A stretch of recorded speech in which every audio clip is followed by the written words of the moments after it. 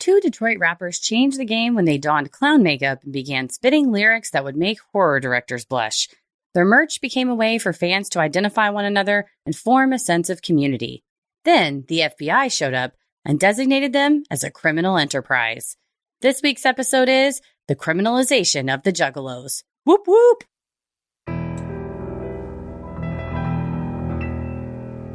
A bump in the night, your heart fills with dread. Probably a murderer who wants you dead. It could be a ghost, a demon, or worse. Perhaps you're the victim of a witch's curse. It's hopeless, you're doomed. You'd call a priest if you could. You'd rather just listen to who? Sinisterhood.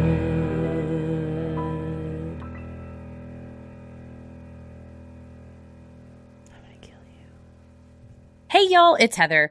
Christy is not feeling well this week. You know how it is with kiddos. They bring something home and the whole rest of the class has it, and suddenly your whole house has it too. So we are wishing her a speedy recovery. And in the meantime, have we got an episode for you today? This was originally released as a mini-sode on our Patreon last April, and we think you're really going to love it because probably like us, you're going to get indoctrinated into this group by the end. I don't know. Keep an open mind, whether you have experience with the Insane Clown Posse or have never, ever heard of them. You'll get to know them real well in this episode. And we joke around about the end, about possibly going to the gathering of the Juggalos. We didn't make it to the 2024 gathering, although we did see in the news where a couple got married in front of everyone. So our congratulations to them. But if you are interested, after hearing this, in attending the 2025 gathering of the Juggalos, it is the 25th anniversary this year, and the theme is the Gathering of Legends. So they're bringing together performers from Juggalo gatherings past. So join them in Thornville, Ohio this August. But in the meantime, we hope you enjoy our analysis of the FBI's targeting of this music group's fan base, the criminalization of the Juggalos. We'll be back next week with the first part in a two-part series covering something that's been requested by a lot of you folks. So we can't wait to bring that to you. But in the meantime, whoop whoop! Whoop whoop! Whoop whoop! We're doing a Juggalo episode! Paris sent me a clip of Shaggy 2 Dope and Violent J on a podcast where they were reacting to a man who had the ICP clown makeup tattooed on his face. Tattooed. It was tattooed, and the man in the video is like, fuck ICP. I had this tattooed on my face, and now I can't get a job. And the thing that I fucking love about Shaggy 2 Dope and Violent J is they're like, you dumb motherfucker, we never told you to tattoo your face. Fucking think for yourself, man. And that they're like, we don't even tattoo it. No, this is makeup, idiot. We wash it off at the end of the day. Yes, this is paint. Well, we got to shout out The United States of Insanity, which is a documentary that kind of covered this, and it just made me fall in love. Also the name of my memoir that I'm working on. Fuck me, God. Sorry, it's been a stressful couple of weeks. Sometimes it feels like you're drinking from a fire hose, and sometimes it's like, I'm not even drinking, baby. I can't even swallow. No, I'm just getting shot in the face. Juggalo style, like when when they shake up the Fago at the gathering and just let it fly. Yes. That's basically what it's like over here. It sounds like you need to go to the gathering of the Juggalos then and let loose, mama. Let loose. I'm not saying I won't. Yeah, I would like. I don't know if a guide is the right word, but someone that has been before that could shepherd us along and, and guide us. Yes, I would like to be guided through the gathering. A gathering I'm sure guide. It would be a lovely time. I'm sure that there's lovely people to be met. I just want someone that's been there that knows the ropes to go with and be us. Like, these are the good bathrooms / porta potties. This part those don't go exist. Over. Yeah. There's no good. There's zero. The bathroom is me going into the woods, and I guess. I mean, I have an issue with porta potties. Oh, really? Yeah. I mean, is that a hot take? No, I don't think it's crazy. I I've gotten like very ninja like I'm a ninja at porta potties because for a while I was very into like 5Ks, but I also had IBS. So it's like, and they're always in the morning, which is always when things are rumbling and tumbling. So I had to get really good at like packing like wipes and hand sandy and stuff all in my little like fanny pack. And then I can like balance and not touch things and like you can balance and not touch while dropping a deuce in a porta potty? Oh, baby. Dude, you need to update your resume because that is one of the most impressive things I've ever heard. I can't do one of those. I honestly do not think I've ever shit in a porta potty. Oh, Can't think of it if I have. Definitely if I have, it wasn't any time in the past couple decades. Yeah, it's mostly been since I haven't really run any races in a hot minute. I need to sign up for some races now that I'm getting back into running. But it was all during the last very distinct memory I have was at the New Orleans rock and roll like marathon, half marathon. I did the 10K. My friend did the half, and then our other friend did the full. And beforehand, I was like, the thing is, you have to have the runner tights on, which is like what I almost always wear, like yoga pants. And then when they're pulled down like around your knees, you grab with both hands the part of the pants between your legs, creating a system of balance. So then it's almost like you're sitting. So your upper body weight is it's like a counterweight holding. You're using your weight. Yes.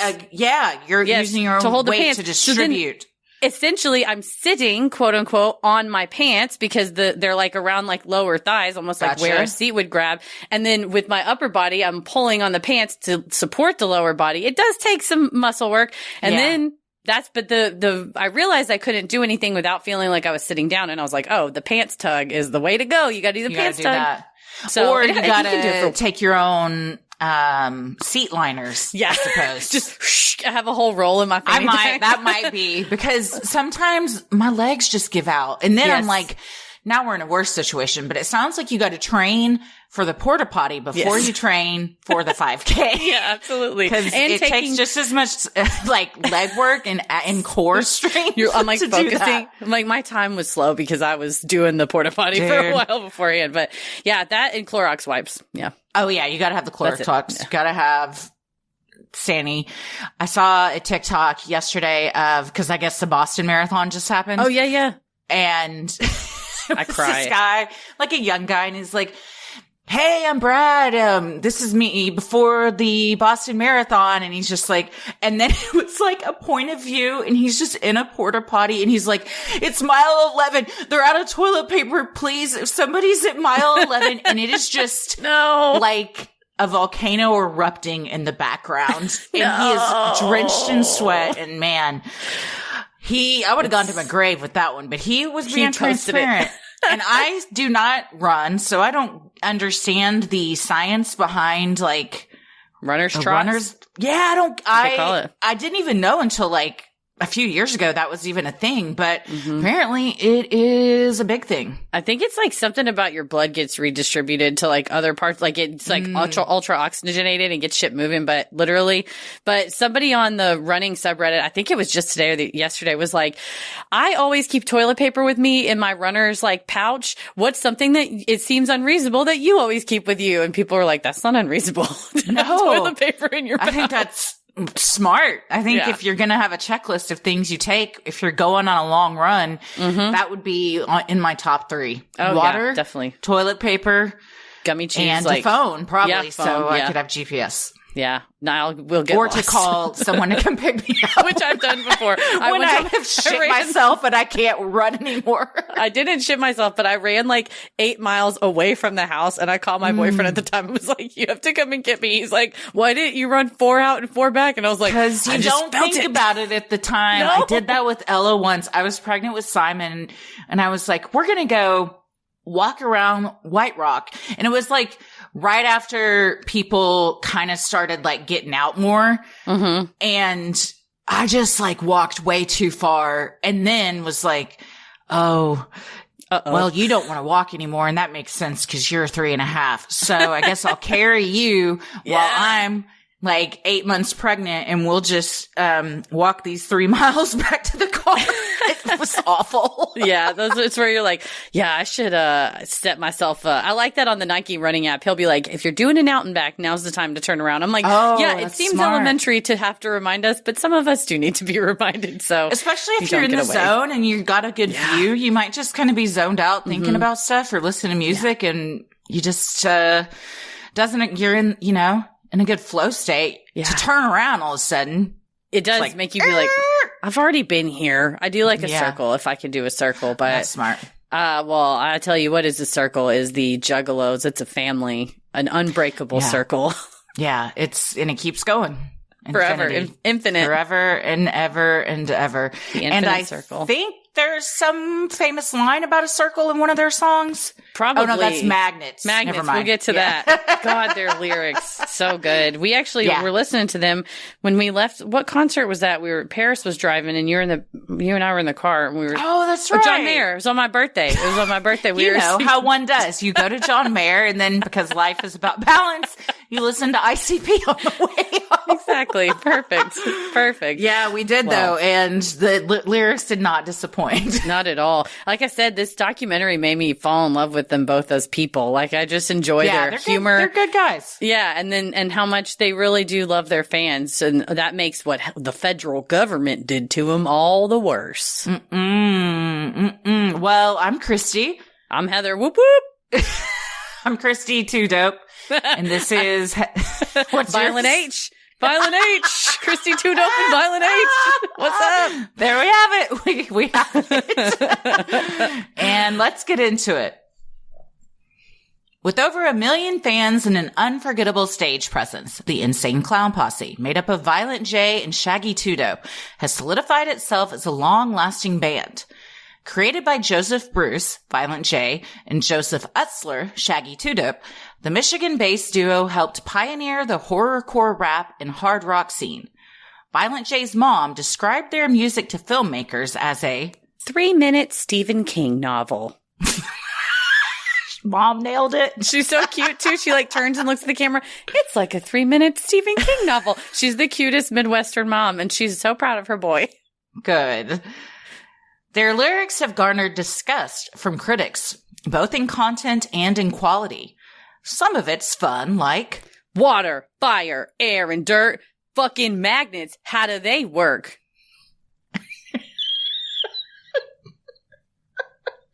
I got you. I'm not going to just say it. It's going to be hard for me to get through. Because for real, how do they? I don't know. That's a great question. I don't know that. Does science even know? I don't think they do. They think they do, but they have no idea. We're all just real world and science out here. I feel like the same can be said of mirrors. Yeah, truly. What the fuck's back there? Stop staring at me, face. Other lyrics are more disturbing, like, I keep heads on my shelves everywhere in my cellar. I even own the melon of a dead fortune teller. The rotted ones, I keep them in fat pickle jars, and the new ones we lay on the lawn and look at stars. Critics claim these lyrics inspire violent action, while the ICP insists that any large group of fans represents a cross-section of society, a percentage of which will include criminals.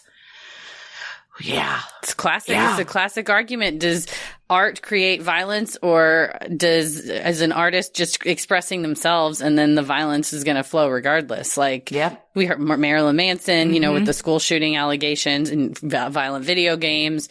I think all of that's been pretty even debunked. Back like, not the, like more like the Doors or the Dead, just like, oh, everybody, if you listen to these, you're going to do drugs and the Beatles, and be a pothead. Yeah. And it's like, I think those people already exist and then they find some music that resonates with them. And you can't blame the artist on what somebody else does. I mean, that's like saying, I was trying to equate it to like a murder for hire situation, but if money had not exchanged hands. Oh, that's a good, like, well, the only thing I can think of is like, if somebody who, like we would say the Slender Man case, which we're about to talk about in upcoming true crime headlines, that girl, the young lady that's asking to be let out now, had mental health problems. And the fact that she glommed onto Slender Man didn't cause her to kill her, or not kill, but didn't cause her to attack and injure her friend. It's like she was going to glom onto something, whether it was she got lyrics to a song that was like, oh, I'm going to be violent because of this song. It's like, I think people that have this predilection towards violence will find a conduit through which they can express their violent tendencies and perhaps try to blame it. But it's like, I listened to Water, Fire, Air, and Dirt, fucking magnets. How do they work? And I was not driven homicidal. In fact, I was enlightened. Felt made better by it. Honestly, I was like, God, I feel seen. I'm not the only one that thinks this. And I mean, yeah, like, are the lyrics like, I keep them in the jar and look at stars? Sure, but like, that's no worse than like 1,000 million songs I've ever heard ever. I mean, just the other night we were listening to some like old hip hop and I was like, man, they really just used to just talk about like blowing people away. And like suck my dick, bitch. And yes. I mean, just, I sang 187 with my dick in your mouth. I sang that. The number 187 came up. So I sang the song and I was like, damn, we really did used to listen to that as children for sure. Mm-hmm. But yeah, I mean, like listening to Gin and Juice, I didn't go drink gin and juice. I didn't know what gin was. I knew I liked juice and I was into it. But did you play gin rummy while drinking some apple juice? That's what it was. Me and Snapple and gin rummy.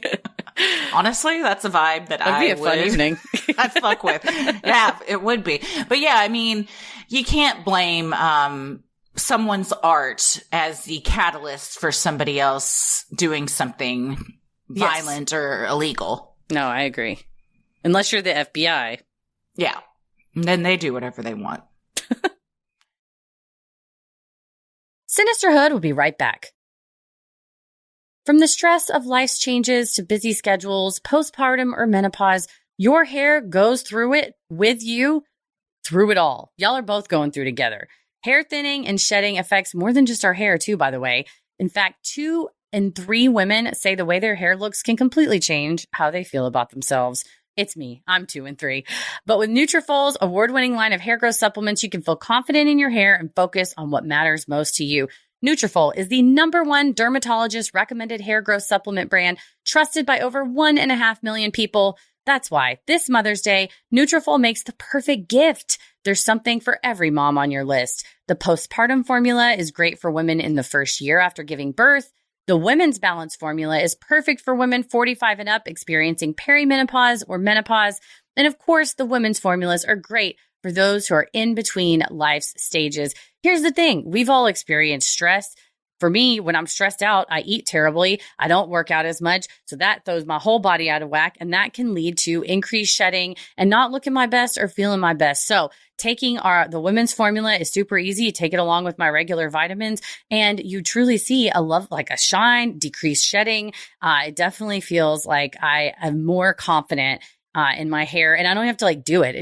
It dries this way. So thank you, Nutrafol. This Mother's Day, consider Nutrafol the best-selling hair growth supplement. Whether you're gifting to yourself or a loved one, Nutrafol is offering our listeners $10 off any order. Enjoy free shipping when you subscribe. Go to Nutrafol.com and enter the promo code CREEPYGIFT.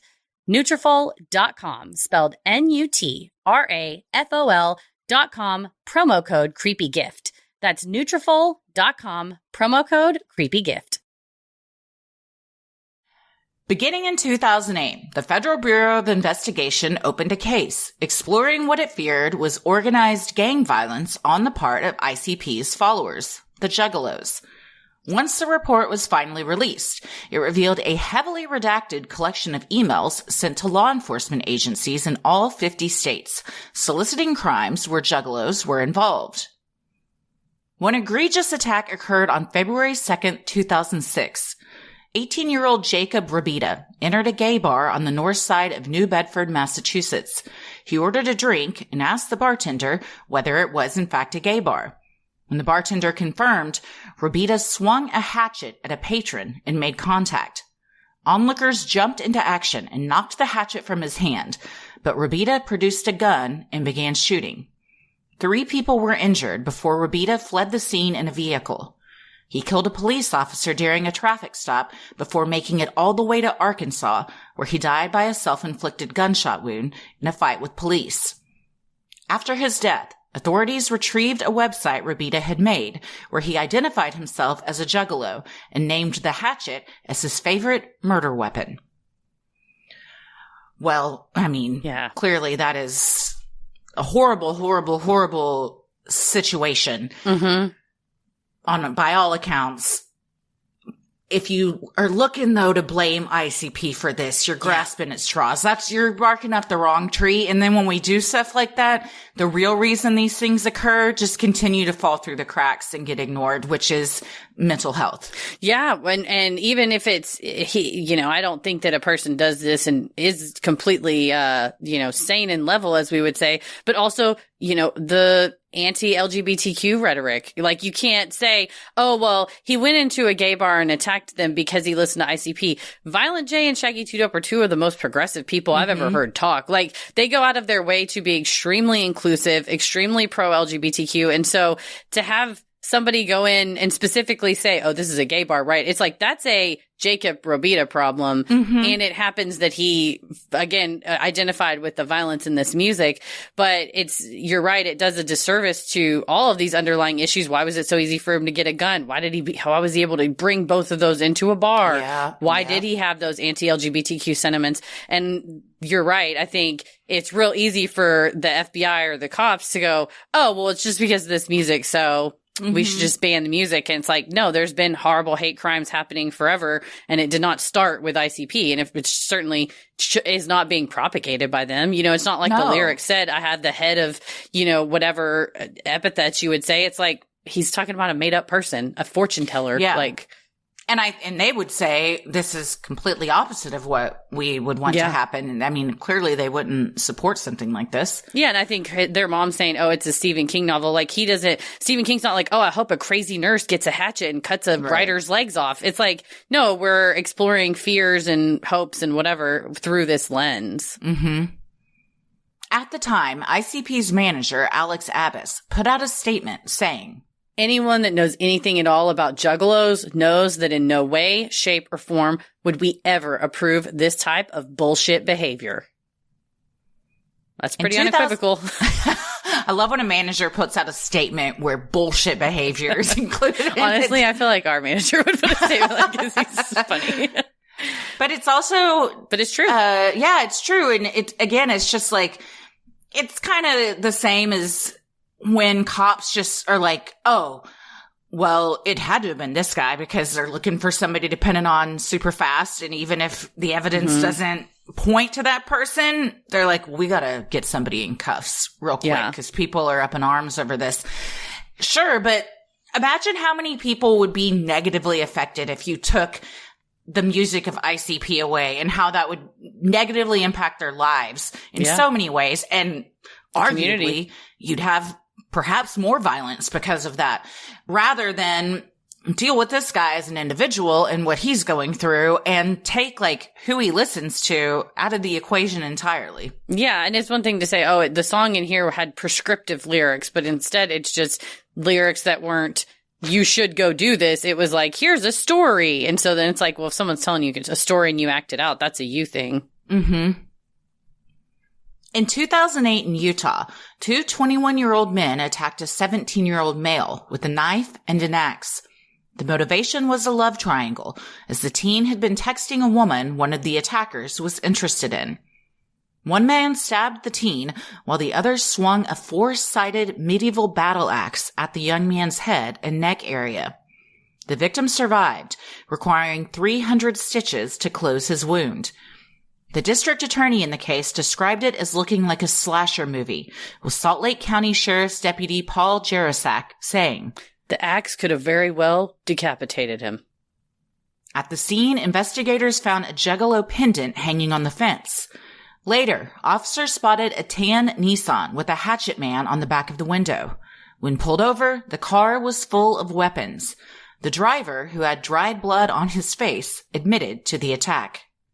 And in this case, finding the emblem at the scene and then, using that as probable cause to pull over the car, I don't think there's anything wrong with that because it's like there's clearly a connection here. But again, the motivation wasn't, oh, ICP said to do this, so I'm going to go out and do it. It was, I'm a violent person feeling jealous and ownership over a woman who I'm not even in a relationship with, which either way, you don't have any ownership over her. So again, it's like societally, it's very easy to be like, oh, they listen to violent music, therefore it's that, and not like, oh, and some misogyny actually had a role in this because he felt he had ownership over a woman that this young man was texting.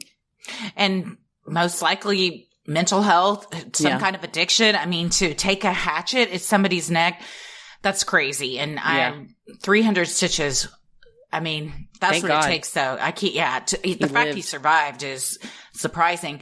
But it just occurred to me because I was like, okay, a pendant hanging on the fence. And I thought maybe he just took it off because he didn't want to like fight with this pendant on his neck. However, what if that pendant was a cross? Yeah. What if somebody that did this just took off a necklace with a cross on it? Or what if they took off one with a pentagram? Yeah. Like there's certain symbols that just have this negative stigma associated with them that people read into as equaling violent behavior when if you break it down, like it could have been a Celtic knot. It could have been a Juggalo thing. It could have been a cross. Like some of those aren't going to get looked at. Yeah, you're right. If it was a cross, it's like, well, we're going to pull over every Jesus loves you with the sticker on the back just in case and you kind of, when you extrapolate it to that, you're right. It's a slippery slope and it becomes kind of ridiculous. Because it's tied to this like, not even actual violence that's associated with the group, because if you think they have millions and millions of fans, and even if there's 100 crimes, that's still such a small percentage of what it is.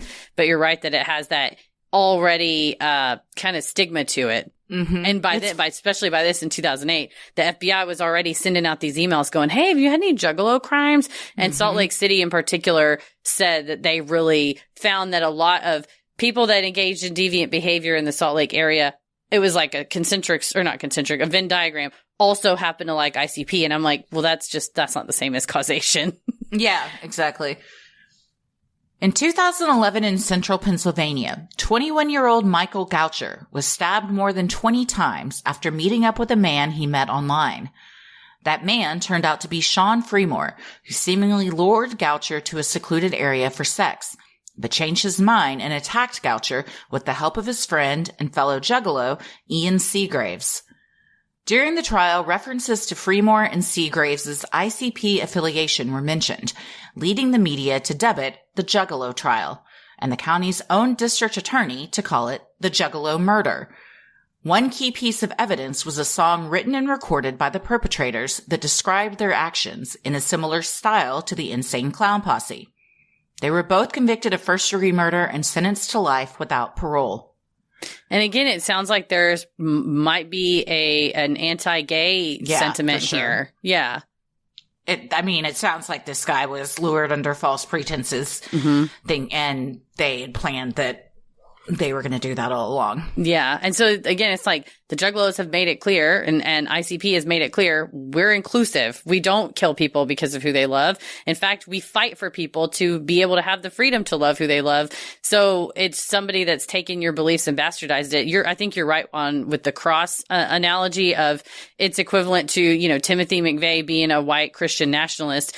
People listening that identify as Christians are not like, well, he's one of us. They're like, oh, no, you have misunderstood what the teachings are, and they are not that at all. Yeah. But, on the opposite side, if something like that were to happen and it was to come out that the perpetrator was Muslim, most of white Christian Americans would jump on that as a negative thing. Like, see, we told you Muslims are dangerous. It's a very niche corner of religion that gets a free pass on everything. Yeah, when it's like you're if you're not part of this whatever the most mainstream one on every corner kind of a religion it is, regardless if it is an affiliation like this or a smaller followed religion, you're right. I think it's easy. People become labeled by that versus if they were like part of something that was a much larger group and you go, oh, well, there's going to be all kinds of people. It's like, there's all kinds of people in every group. That's the point. Yeah. Sinisterhood will be right back. You think you only need sunscreen in the summer? Here's the thing, man. UV rays are sneaky. Not to mention things like pollution, blue light exposure will all quietly wreak havoc on your skin, speeding up cellular aging. That's why you need a broad spectrum sunscreen every day. My favorite, OneSkin's SPFs for the face and body. OneSkin is the only longevity company proven to reverse cellular aging. Their SPFs block UV rays with non-nano zinc oxide and neutralize the free radicals that come from UV, pollution, and blue light with a potent blend of antioxidants. The mastermind ingredient behind it all is OneSkin's OS1 peptide, the first ingredient to target a root cause of skin aging, cellular senescence. You'll only find OS1 in OneSkin's line, so be sure to add OS1's face SPF and OS1 body SPF to your daily routine. Head over to oneskin.co and use code CREEPY to save 15% on your first purchase. Literally everything about OneSkin is the best because it is female founded, led by an all-woman team of longevity scientists. It is the type of skincare that I want to put on my face because I feel like it does something and I feel like it was thoughtfully crafted. It also feels good going on, and whether it's sunscreen or any of their other products, every one of them I feel like absorbs into my skin and makes me look more beautiful and more glowing. So thank you, OneSkin. Like I said, founded and led by an all-woman team of skin longevity scientists, OneSkin is redefining the aging process with their proprietary OS1 peptide, the first ingredient proven to help skin look, feel, and behave like its younger self. Get 15% off with code CREEPY at oneskin.co. That's 15% off oneskin.co with code CREEPY. After your purchase, they'll ask you where you heard about them. Please support our show and tell them we sent you. Invest in the health and longevity of your skin with OneSkin. Your future self will thank you. With a 121-page report listing crimes by self-proclaimed juggalos in nearly every state, the FBI officially declared Juggalos to be a loosely organized hybrid gang by 2011. While many of the perpetrators of the crimes were fans of the horrorcore group, none of the information gathered indicated that the crimes were dictated by the singers themselves. As the ICP attempted to plan and host its annual gathering of the Juggalos, they faced resistance from landowners in Missouri, where they had held previous events. The locals were afraid that the Juggalos were violent and lived up to the reputation placed on them by the FBI. Yeah, because that's like all that's in the headlines now is that like, is your kid part of a gang? You're like, no, maybe. I don't know. No, they're buying t-shirts at Hot Topic and listening to CDs that they got at Walmart. I don't think they're in a gang, but that's what the FBI report was kind of a joke too. Yeah. Official promotional material encouraged Juggalos to show up to the gathering, with the video saying, "Fuck work. Tell them your Juggalo homie said they can eat a dick up till they hiccup." One attendee, a small woman in a tank top, was seen in archival footage saying, "We're here to fucking rage and party and clean up after ourselves." That's to me, that's part of going I like somebody that's going to rage and party, but also they're responsible and they're going to leave it a little nicer, and they found it. That's what I was like. To me, that was such a quintessential Juggalo quote to be like, we're going to get fucked up and then we're going to mow afterwards because the lawn needs, like, it's very everybody thoughtful. Put your Faygo bottles in this recycling bin because I'm going to take them to the recycling place later. Yes. Also, eat a dick up till they hiccup made me laugh so hard. Oh, I don't think it hasn't already gone into my vernacular. It's now in my, it's in my old noggin for future use. For sure. Aside from one death due to heat exhaustion, the event was a non-violent affair. However, some Juggalos were pulled over after leaving the gathering, finding themselves searched by police simply for displaying band memorabilia. One target in particular was the classic Hatchet Man, an outline of a cartoon man running while carrying a hatchet. Yeah, I mean, police have to have probable cause to pull you over, and the cops were on their body cam footage. The people pulled over said they didn't say, "Oh, you were speeding," or "You pulled out of the gathering and you weren't using a blinker." It was like, "Hey, we need to search your car because there's a hatchet man on the back of it." And we don't want to live in a world, I don't certainly want to live in a world where police officers no longer have to obey the Fourth Amendment just because the FBI were like, "I don't know, I read some Google articles that seem like you guys are crazy." Because some gangs will use sports memorabilia. Like I've seen posts on Reddit where someone's like, "Hey, I'm going to this town and I really want to wear this jersey. These are the areas I'm going to. Is this like a gang jersey I need to know about?" because we know that like, you know, certain gangs will use this like throwback Dallas Cowboy logo, or I'm wearing a throwback Eagles or something. Yeah, I'm like wearing a Kelly Green Eagles like hoodie. I don't know that if certain parts of Philly this is actually like a gang thing. I don't want not want to go out in Dallas and honestly. I think that's where you're more likely to run into problems. Fucking Bud Light at my head. But you know, I would not want the cops to be able to go, okay, well I can now search your pocket and your purses just because you're wearing that hoodie. Yeah, no, we do not want to live in a world like that.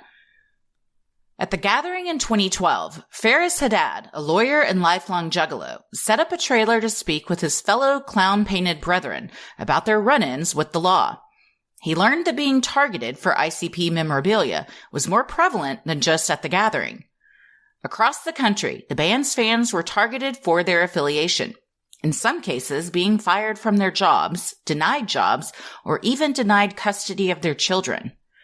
Violent J told filmmakers for the documentary The United States of Insanity, "If this would have happened to a band America liked, the country would be up in arms about this. But it happened to the Insane Clown Posse, so it's a joke.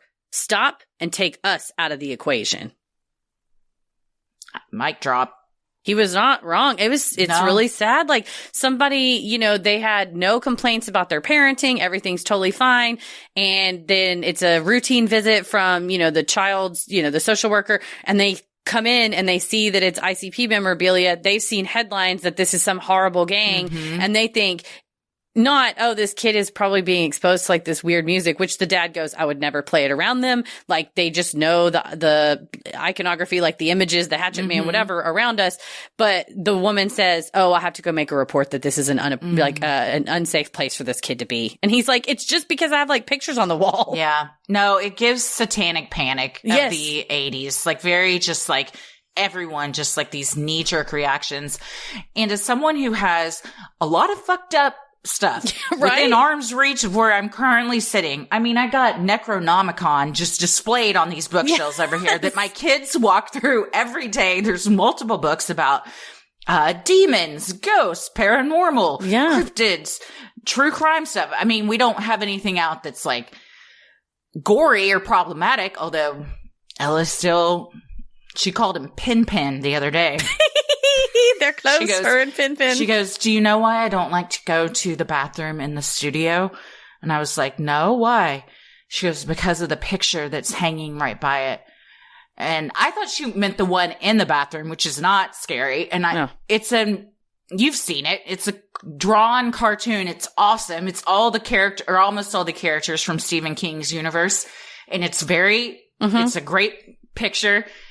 And this is the same picture that we had to tape a piece of tissue over for many months because she couldn't stand looking at Pennywise and wouldn't walk in the living room.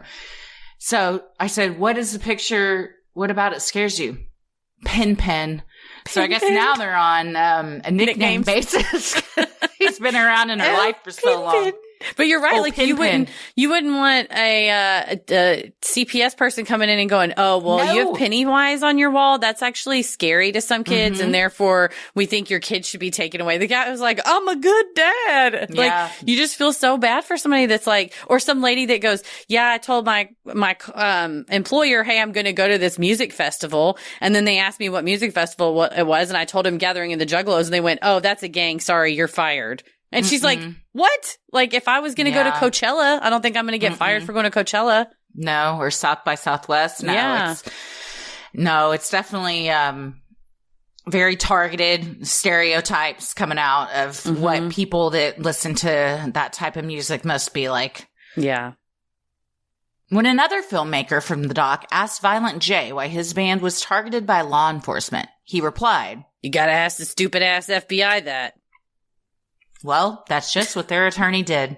After learning that so many fans were targeted, in the summer of 2012, Haddad filed a Freedom of Information Act request to get access to the FBI's files. What he received was somewhat of a joke, as he described it. It looked like Google research of some news articles. And I had first, before I watched the documentary, I obtained the FBI thing and I was like, this is 88 pages or whatever. Like, it's long. And as I was scrolling it, I was like, did a kid put this together? It's just Wikipedia links. It really was. It would be an email from the FBI that would say, hey, I'm the FBI agent and I'm gathering information on Juggalos. Like, and they basically email blasted like every law enforcement agency in the country and said, write us back. And the responses would be like, here's a news article. And it would be like, local kid found spray painting the side of the train with ICP on it. And they're like, as you can see, they've gotten to us here in Omaha. It's and it was like boomers on Facebook. Yeah. They're all just living in a bubble of this regurgitated information. And no one is like, hey, this isn't really real. Y'all are just all buying into this like propaganda. You look like idiots. That's what it was like. This is not a real, this is fake. And like I said, in the cases where there has been real actual violence, when you look into the case, you're like, oh, this was a hate crime. And this person also liked this band. Or like, oh, this was because of jealousy. Or the classic, what often is a motivation for murder. In no case was it like, here is where the edict came down from Violent J and Shaggy 2 Dope to go and do these crimes. And in fact, it was the opposite. They were like, we think you're a loser if you do that. Don't hurt people. Mm-hmm.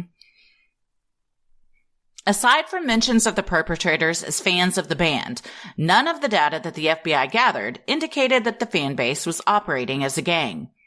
Thomas Ward, professor and gang expert, told filmmakers that a street gang is comprised of an association of 3 or more individuals whose members collectively identify themselves by adopting a group identity, whose purpose is, in part, to engage in criminal activity, and which uses violence or intimidation to further its criminal enterprise.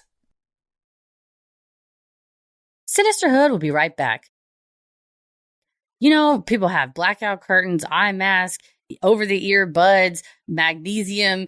You got things moving, lights, noise machines in the room, everything to try to block out this wild noise. And for me, when I slide into bed at the end of the day, the number one thing that's going to block out all the noise and give me a nice, quiet, calm, restful night's sleep can be my sheets, my Boll and Branch sheets. They're so soft. I'll tell you what, Boll and Branch sheets quiet all the noise of the day, wrapping you in a softness so extraordinary that your body and mind effortlessly drift to sleep. It's like slipping in butter, y'all. And I say that in the best way. It feels so good. Their signature sheets are made with the finest 100% organic cotton, offering that buttery, breathable feel that only gets softer with every wash. Experience the difference for yourself with Boll and Branch's 30-night guarantee. Sleep on those bad boys. Seriously, just wash them, style them, feel the difference, and you do it all risk-free. Boll and Branch says if they don't change the way you sleep, you can send them back for a full refund, but you're going to be asleep. You're not going to be able to send them back because you'll be too tired, because you'll be all rested, cuddled up, feeling good in those sheets. Feel the difference an extraordinary night's sleep can make with Boll and Branch. Get 15% off plus free shipping on your first set of sheets at bollandbranch.com/creepy. That's Boll and Branch, BOLLAND branch.com/creepy to save 15%. Exclusions apply. See site for details. The Juggalos' purpose was not to engage in criminal activity, but instead to come together to enjoy music they loved. Shaggy 2 Dope argued that all criminals like some kind of music, but that doesn't mean that the music is the cause of the violence, explaining in an interview. People who listen to Mozart kill people. I'm sure Jack the Ripper loved Mozart. The marketing director for the band's label, Psychopathic Records, said in the United States of Insanity, if having bad taste in music was a crime, then every parrot head would be on the gang list. Oh, that's such a roast. Like I said, this just made me love him so much more. This is the marketing director. The manager already said, bullshit. We don't agree with this bullshit behavior. This entire team is fantastic. Yeah, and Shaggy 2 Dope being like, Jack the Ripper probably loved Mozart. He's like, think of the most not horrible. Wrong. No, he's like the most H.H. Holmes probably vibing to some Vivaldi. Vivaldi didn't. For sure. You know, so you think about that of like that. God, I still think about my fucking Spotify will play the song that the serial killer that took Margie Palm and was like making her play that like Ride the Wind song, whatever. Sometimes it'll come up on my Spotify and I'm like, serial killer song. But a bunch of people love that. So that just know it through the serial killer, but a bunch of people love that song. And so it's like, that doesn't mean that artist is some monster. It's just that like freaky, like, murderous people, you might have something in common with them. And it might be that you like that song. Sometimes I let it play. It's a good song. At the end of the day, they're people. Yeah. I mean, they might be severely mentally damaged or emotionally damaged, but they still have they still get hungry. They still have favorite foods, favorite movies, favorite artists and music and stuff. So it's a reach. It's like saying, oh, people that commit these crimes, that's all they do. Yeah. All they do from the time they wake up is, no, we know for a fact that they manage KFCs. Yes. And they have other families and they're freaking dog catchers. Like they have other lives too. Yes. It's like when you and I watched the Declassified the other day, and that horrible terrorist that created ISIS, his favorite movie was The Exorcist. Yeah. And it's just that's a weird fact that we know now. Great movie. I didn't think I had anything in common with terrorists, but apparently now I do. Turns out if you like The Exorcist, so did this guy that literally created ISIS. So like you said, we forget, I think, and we get wrapped up in the heinousness of their crimes, but there is that banality of evil of there are evil people that just make toast in the morning. Oh, yeah. Lots of them. Mm-hmm. With the new and dangerous label, ICP worked to dispel the maligning of its fan base. They organized neighborhood street cleanups, toy drives, and mutual aid box distributions. The record label created Hallow Wicked, a charity concert event where canned foods could be donated in exchange for records. Violent J and Shaggy 2 Dope donated signed memorabilia to raise money for fans, including one who needed a lung transplant. The gang label also had a demonstrably negative impact on the band's income. Corporate sponsors were not interested in being associated with the criminal gang. A lucrative partnership with retailer Hot Topic fell through, and other retailers followed, refusing to carry the group's merch. Violent J estimated that the duo lost over $700,000. For a self-funded duo who owns their own label, the financial impact was catastrophic. And that's what he's like. We're literally a small business. Like, we own the record label 50. It would be like, it's like me and you. Like, you're looking at it. Well, first of all, I don't have $700,000. No, I don't have $700,000 for them to take. But it's like he said, he's like, it's two best friends that run a business together, and we are supporting people's jobs, and this is it. We don't have a big corporate backer. They didn't have a big, label behind them to go, it's okay, guys, we have insurance for this. He's like, we're just losing money. Sony isn't behind them. No. It's we have lawyers. We can get all this taken care of. It's them. In 2014, the ICP and their attorney, Haddad, partnered with the ACLU of Michigan to file a lawsuit against the FBI. The suit alleged that the band and its fans had been subjected to unlawful stops as a result of the FBI gang's designation.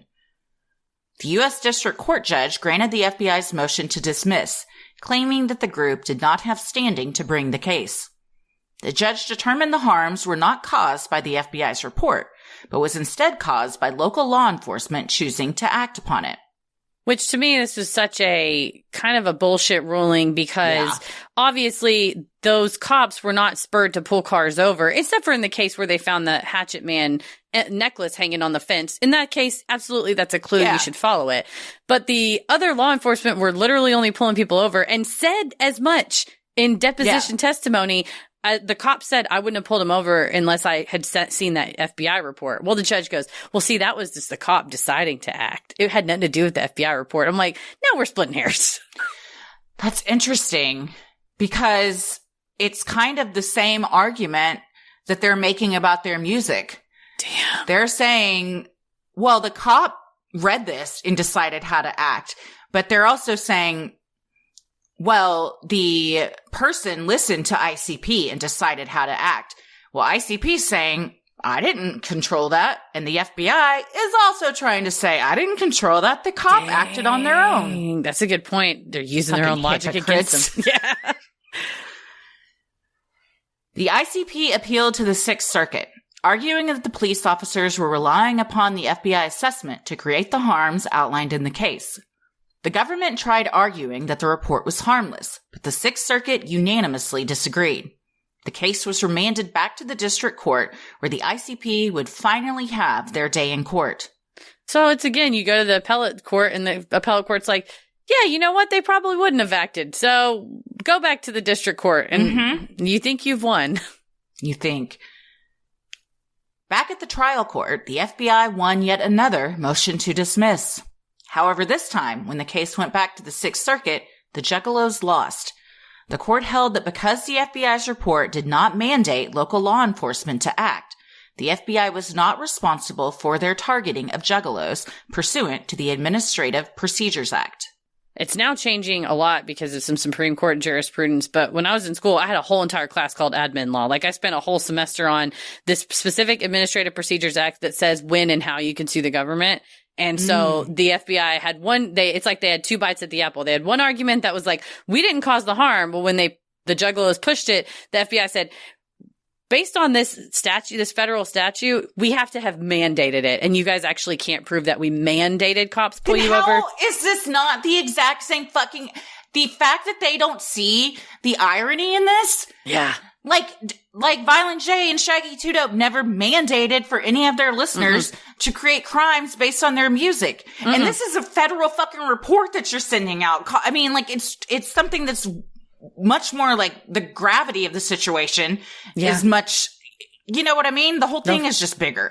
Yeah. No, you're right. The harms are much, much bigger, especially if we have law enforcement going around now getting carte blanche to just pull over anybody in a hoodie or a t-shirt or whatever. Yeah. But you're right. No, it's like, especially administrative law, like federal government administrative law, you're like, who wrote this? Yeah. Who even wrote this? Yeah. That's the thing. It's like, they make the rules. You're the government, just print more money. Yeah. We need more money, just print more money. Yeah. They're like, well, we made the rules and the rules say we win. And it's like, I don't like those rules. And it's like, too bad. Yeah. I wrote them and they're staying. Tough shit. In response, the Juggalos held a protest at the United States Capitol in September of 2017. Gathered around the reflecting pond, Violent J called the group together, yelling, "We're the good guys here today. I'm not gay, but I would fucking march for the right for two gay people to marry each other if they wanted. In the eyes of a Juggalo, there is no such thing as a VIP. We're all very important. Let's fucking march, motherfuckers." Violent J later called the large outpouring of fan support at the march, hands down, probably the greatest day of my life. The presence of non-Juggalos who were simply there to support free speech was meaningful to the duo, who capped off the protest with a concert on the National Mall. And he has a really sweet picture of him, like, marching with his kids and his wife and stuff, and, like, really showing them. He was like, it was important for me to show my kids that you had to stand up for what is right, even if you're being, like, truly you lost in court. You're, like, still being oppressed. He's like, you just can't give up and you have to just use your voice. And I was like, what a good role model. No, for sure. I mean, by all accounts, I've never heard anything bad about them. Everyone's always like, because you would look at the makeup and stuff and be like, oh, but they're really like super nice guys. They do a ton for their community. So much charity. Yeah, they live there. They like didn't move away when they got famous. They just got nicer houses where they already lived, you know, because they want to stay in their community and like still support that area. Yeah, that's what you respect, somebody who really does like walk the walk. He talks the talk of like, we really are inclusive. And then they really do say like, oh, a Juggalo needs a lung transplant. All right. What can we donate to help him raise money for it? That's awesome.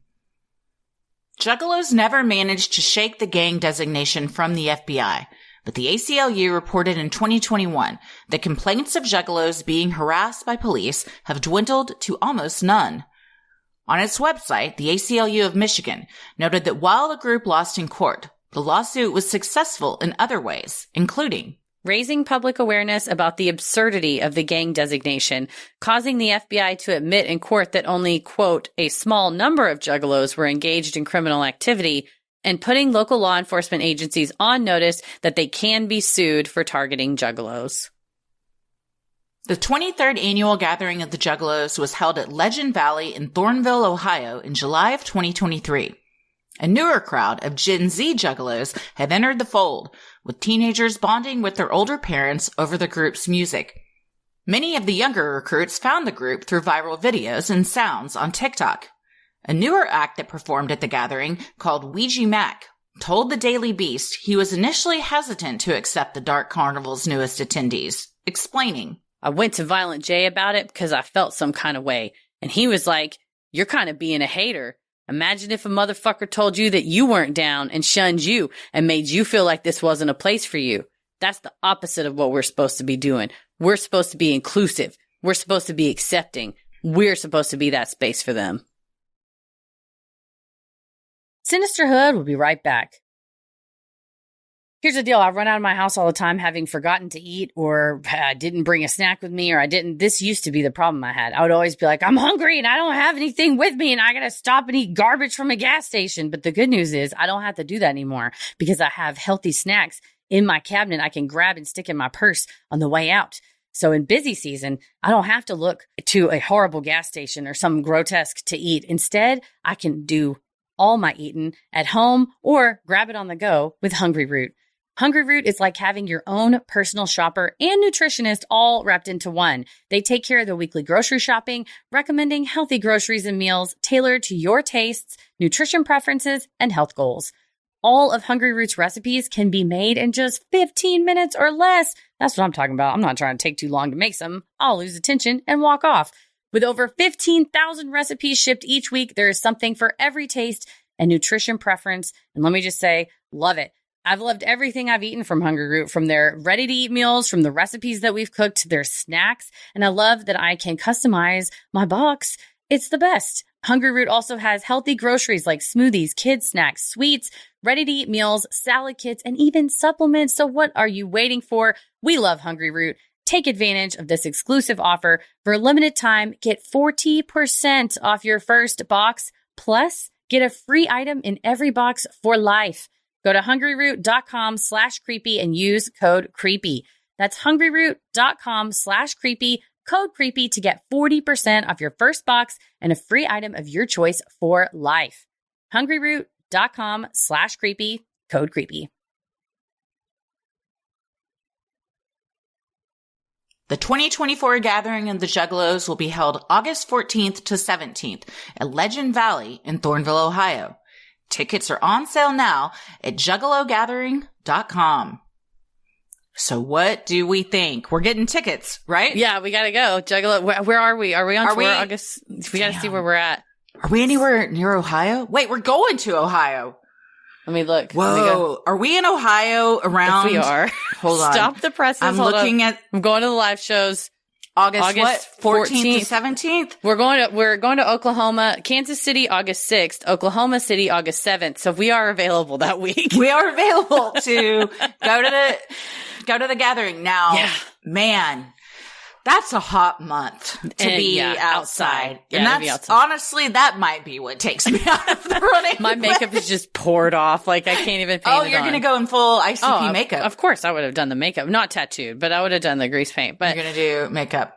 So what do I think is I do appreciate that. At least that is the one thing about the Sixth Circuit decision is that it says you can't sue the FBI for this. However, you could individually sue police departments that were acting on the FBI's report. So that's at least, it's like the cops won't act because they know they could get sued. So it kind of solves the problem, even though it doesn't really solve the problem. You know, even though you didn't technically win, it's also like extraordinarily embarrassing for the FBI that their quote report was released because if it just is flimsy and it's like stupid and you're like, you're making like my rights, decisions on my civil rights based on email forwards from grandma. Yeah. Like what even is this? So I think that like, yeah, the quote from Ouija Mac, like what Violent J said of like, we're supposed, like for Violent J to say our mission is to be inclusive, to be accepting, and to be a safe space for people that need it.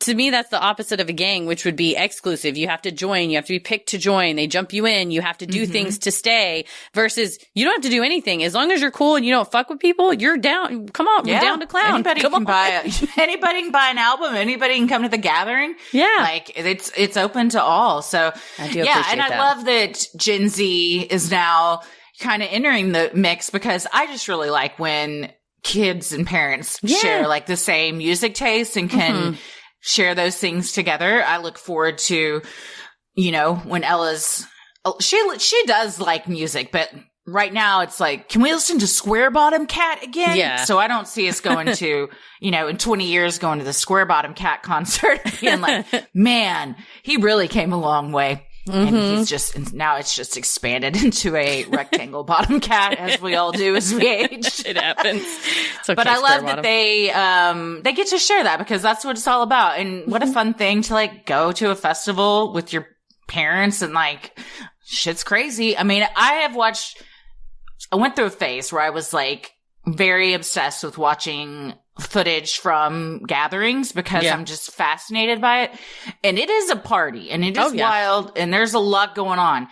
But a lot of that is people being chill and cool and nice with each other. Yeah, and it really does. It seems like a place where they feed everybody. Like there's like, it's a kind of an impromptu commune where someone said, well, I have enough extra money that I could buy 500 hot dogs and 500 hot dog buns. And so I decided I'm going to be the hot dog guy this year, because in years past, people have done so much for me. So now that I have the money, I'm going to give back to other people. And so you see the group that gives so much, it doesn't inspire takers. In fact, it inspires people who are like, y'all were here for me when I had nothing. I want to be the one who's there now, because I know that new people are going to come that have nothing, or people that are already here have lost everything. So I have loved to see that it really is encouraged from the top of community, take care of the community, take care of each other. And when you have more, give more. And when you need something, ask for it, and it will be fulfilled. And that ain't a gang to me. FBI. Pay it forward. Pay it forward. No, it doesn't sound like a gang. It sounds like a great way to live. And, their music, might be, have some dark messages, but like I listen to a lot of music that has dark messages too. And I read a lot of fucked up shit too, and I look at fucked up shit on the internet, and that doesn't mean I go out and do fucked up shit. So no, it's a way for people, like you said earlier, to like explore their own fears and thoughts and desires and whatever emotion, Darkness. like through music. And like music is so powerful in how it can make you feel and like transport you back to a certain place in time. Like if I hear like a Dave Matthews song, I'm immediately a junior in high school, so music does so much good for people. And that's why when things like this, or when like the whole Marilyn Manson thing of people saying like, you're going to be a Satan worshiper if you listen to his music. No, he's just a sick monster asshole on his own. Yeah. Like that's it had what nothing we should to do with his music. Yeah. He was a horrible, abusive sex predator. But the people listening to his music might just like the music. I mean, like we like what we like. Yeah. And it's like you're liking me listening to Eminem when I was a kid, which I did a lot, especially like the Slim Shady LP. I mean, I wore those CDs out. I wasn't like, I'm going to go out and get a knife and stab someone. It's just, it's like hard to explain why, but it's funny because I don't really as much enjoy, like violent things now. It's like funny. I almost like, I think probably because of the show, we like cover enough on the show that's violent that I'm like, I would like to listen to a happy song. But there's no song that's happier than this is fantastic. But I really love that he says, I tried to eat my cell phone and he ran away. So don't try to eat your cell phone. But it's like, this song is really just like about miracles. I see miracles all around. He said, fucking magic. That's the birth of my kids. Like, I think they've got some good messages too. Aside from keeping heads in pickle jars, they've got some good. We all contain multitudes, even from the worst of the worst, liking fucking The Exorcist, to the best of the best and the song Miracles. Yeah, I'm gonna be singing that all day. Just gonna have ICP on repeat all day. Yeah, hug a Juggalo near you. Hug a Juggalo today. Yeah. Well, thank you all so much for supporting our Patreon. We could not do this without you. Make sure to request to join the Facebook group if you haven't already. Subscribe to our Discord server. Tommy went through and did a lot of work in Discord, so things are running smoothly. To be honest, I don't even know all the stuff he did because he did a lot of stuff, and I was like, that's awesome because I don't understand Discord because I'm over 40. So he's keeping it nice. And if you have any other questions, the pinned post on the Patreon page, there's tons of links there. We have our monthly Q&A coming up on 4/20. We're doing it at 2 p.m. Central since it's a Saturday and to accommodate everybody over in countries that aren't ours. On the central time zones and whatnot. Time zones. How do they work? That's what Dude, don't get me started on time zones. At least once a month I go off about time zones because I feel like we constantly have to deal with them because of shows and like stuff. And I'm just like, can we not just all have one fucking time? Or isn't there one time zone? It's called Central Time. I'm on it. We're right in the middle. Why doesn't everyone just bend to our Everyone should be on our time. Yeah, we're in the middle. Let's just split the difference. Central Time, baby. 2 p.m. Now, Central. We're all going to have to get used to like 2 p.m. to us. Yes. Is the middle of the night for some people. They'll adapt. You know what? You'll adapt. You'll adapt. It'll be fine.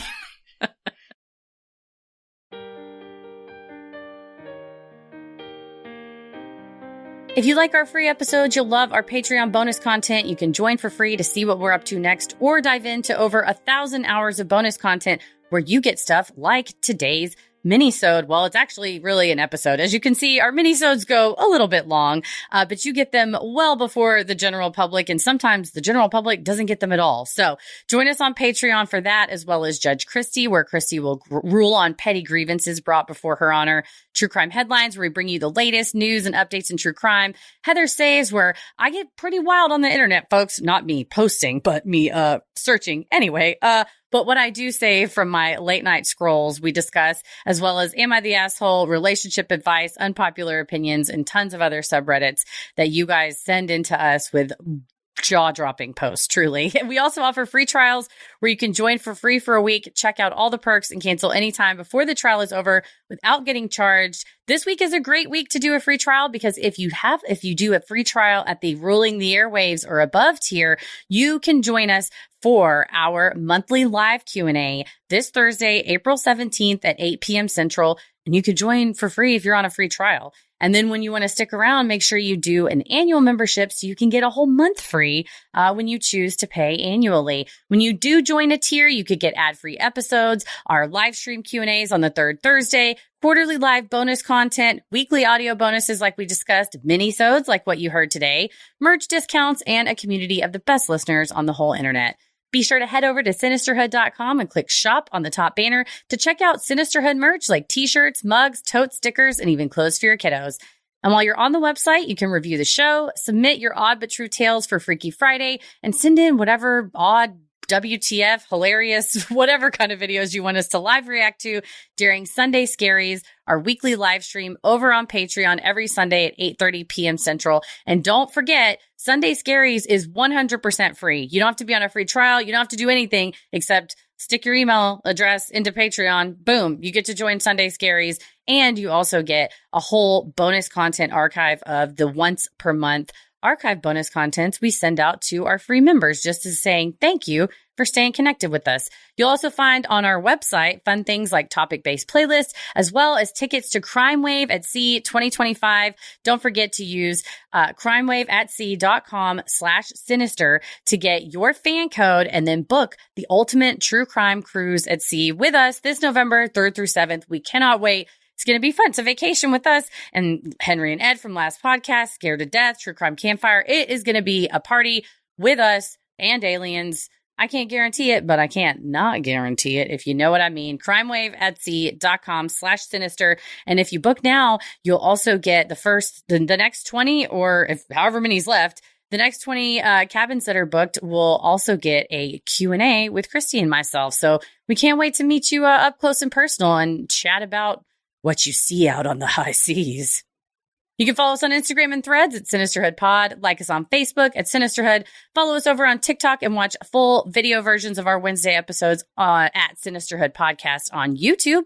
And if you're looking for a unique and personal gift for a Sinisterhood fan in your life, check out a Cameo. It is a custom video shout out from us to that Sinisterhood fan in your life. From happy birthdays to birth announcements to congratulations on whatever accomplishment you've done, we want to be a part of it by creating a customized video that can be immediately viewed and sent. It's a thoughtful gift. It's also a 100% custom gift. And it's a gift you can order from your toilet or your bed or not your car, at least not while you're driving, but maybe parked somewhere safely if you've forgotten to get a gift. So it's a great last minute gift to deliver as well at cameo.com. You can follow Christy at Christy M. Wallace on Instagram and at Christy or GTFO on TikTok. I'm everywhere at Heather versus the World. And as my bestie would normally say, the devil rules the airwaves. Keep it creepy.